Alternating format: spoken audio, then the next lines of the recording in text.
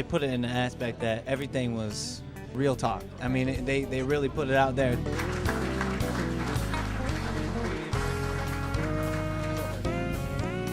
Actually, the funny thing is I actually wasn't even going to come today. And I talked to Frank. After today, I'm so thankful that I did come because me being a manager, I got to listen to managers firsthand that they go through the same things that I go through.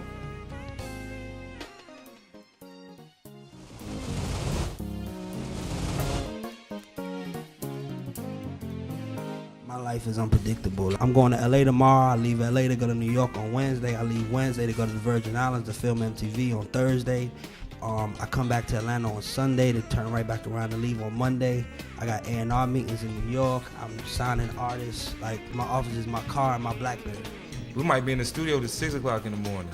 Or I might get up at 9 o'clock in the morning. You know what I'm saying? So right now my kids are swimming, so I got to go to the studio every day with one of my group acts, and then get home by 5:30, and then get up at 7 o'clock to take my kids to day camp and swim lessons.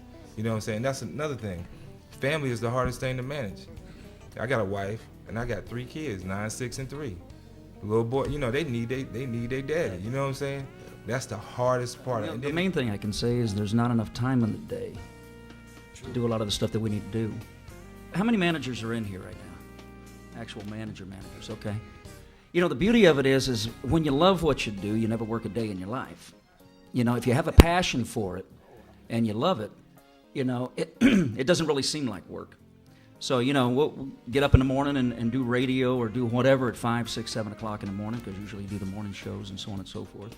And, you know, by the time you're all said and done and you're back on the bus, you know, it's 2 o'clock in the morning, and then you got to get up 2 hours later. And let's go back. I probably just got in the house about 4 o'clock in the morning. So I got to get up, I check emails, I go work out, make sure I'm back in the house by at least about 10. Go everything that I have to go through from the night before, like all the songs and stuff like that, because they emailed it to me, so I check those.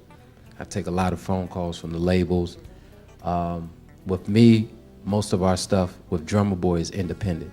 I check everything out with each client, like Drummer Boy and Toya. I think they got to do for that day, so I try to stay one step ahead of them.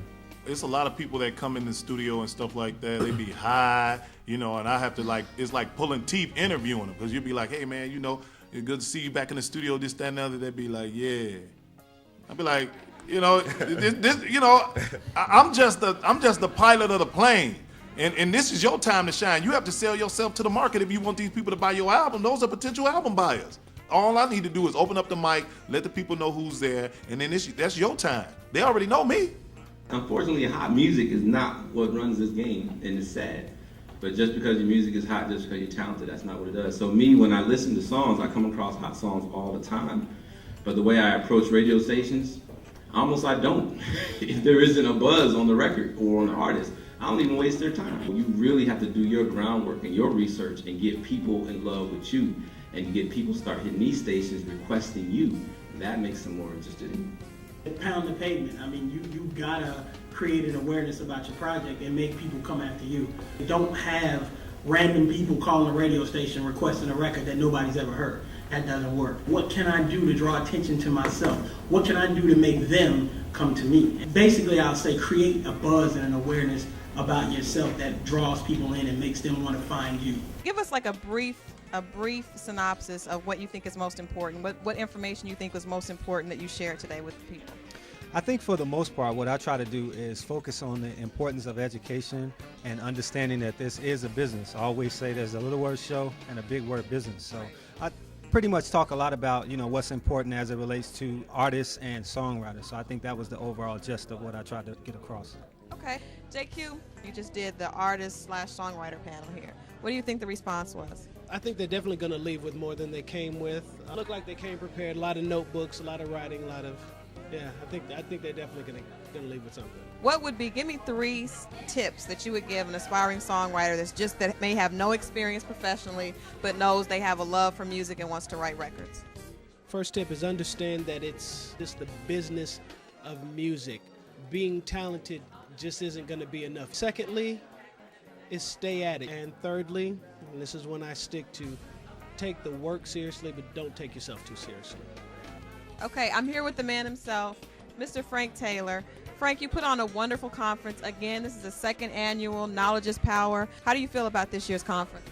I love the participation. It was wonderful, and I appreciate all the people on the panels, from the manager panel to the artist panel to the A&R, the radio, everybody that came out, man, it was wonderful. I think the people, received it well. And that was the whole point, is that somebody would get some kind of knowledge out of this business, they wouldn't understand, and that's why we do this once a year.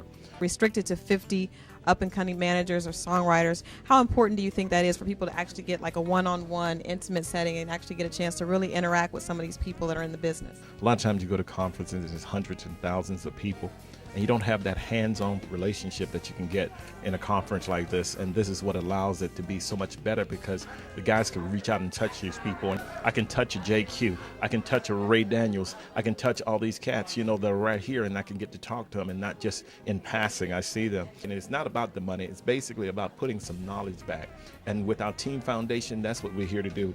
Make sure that people are educated and make sure that they get an understanding that it's more. If you got the business, you know what I'm saying, and not just talent, it takes a lot more.